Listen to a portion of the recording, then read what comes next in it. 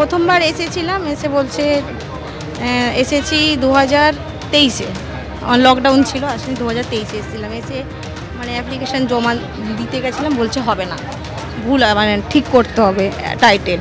তারপরে আবার এসেছিলাম, তাও হলো না। তারপরে আবার এই তৃতীয়বারে এসে আবার হয়নি বলে ঘুরে গিয়ে রেজিস্ট্রি করতে হয়েছে। দুবার আসতে হয়েছে আমাকে। প্রথমবার এসেছিলাম, সোমবার ছিল বলে হয়নি, বলছে কালী পুজোর পরে বৃহস্পতিবার থেকে একদিন আসবেন, তাই আজকে এসছে। এটা 22 সালের। আমি অনলাইন করব, তাই জন্য এসেছি।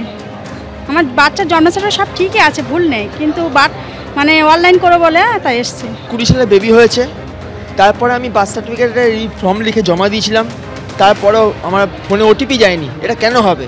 হ্যারাস কেন হবে জনগণরা?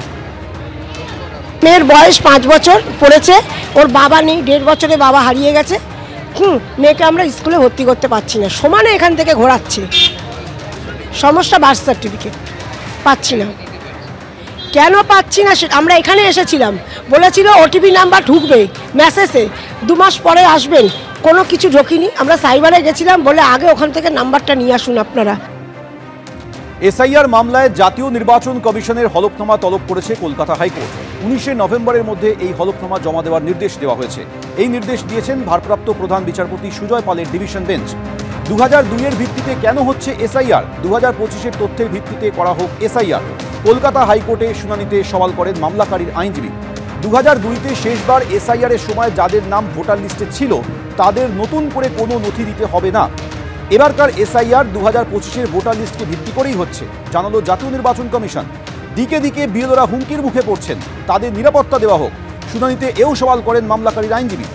সরকার জানে কিভাবে তার কর্মীদের নিরাপত্তা দিতে হয়, আলাদা করে কোনো নির্দেশ দেওয়ার দরকার নেই, মন্তব্য ভারপ্রাপ্ত প্রধান বিচারপতি। আমাদের এখানে একটা ইউনিক সিচুয়েশন আছে পশ্চিমবাংলায়, সারা দেশে এরকম পজিশন নেই কোথাও। ইলেকশন কমিশন বনাম রাজ্য সরকার, এটা আমাদের এখানে একটা ইউনিক সিচুয়েশন, অন্য কোথাও নেই।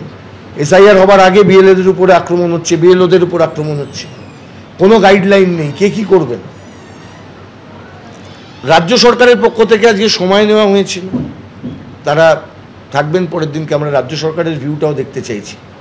কিন্তু যেটা মূল কথা, যে 2002-এর যে ডেটা, সেটা গৃহীত হবে কি হবে না, 2025-এর ডেটার ভোটার লিস্ট থেকে এই ডেটা নেওয়া হবে কি না, এই সংক্রান্ত বিষয়ে কিন্তু হাইকোর্ট তারা সিদ্ধান্ত নেবেন। কলকাতা পুরসভার প্রশ্রয়ে অবৈধভাবে বার্থ সার্টিফিকেট বিলি করা হচ্ছে। এসআইআরে যাদের নাম বাদের আশঙ্কা রয়েছে তাদের সুবিধার জন্য এই বার্থ সার্টিফিকেট বিলি হচ্ছে। ভোটে কারচুপির জন্যই এসব চলছে বলে পোস্টে অভিযোগ করেছেন শুভেন্দু অধিকারী। জাতীয় নির্বাচন কমিশনের দৃষ্টিও আকর্ষণ করেছেন তিনি। অনুপ্রবেশকারীদের সুবিধার্থে এই পদক্ষেপের বিরুদ্ধে তদন্ত করুক কমিশন। কমিশন এবং স্বরাষ্ট্র মন্ত্রককে ট্যাগ করে এক্স পোস্ট করে এই অভিযোগ করেছেন বিরোধী দলনেতা।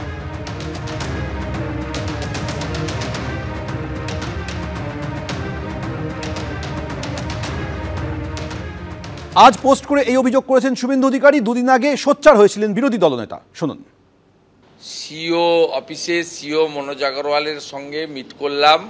এই ধরনের ফলস বার্থ সার্টিফিকেট বানিয়ে, এটা পুরো ফলস, এটা আইপ্যাকের লোকরা এইসব ফলস বার্থ সার্টিফিকেট বানিয়ে দিচ্ছে এবং এটা নিয়ে গিয়ে বিএমওইসদের কাছ থেকে আপনার বা মেডিকেল ডিজিটাল সার্টিফিকেট করিয়ে নিচ্ছে। আমরা এটাও সিও অফিসে একটা কপি দিয়েছি।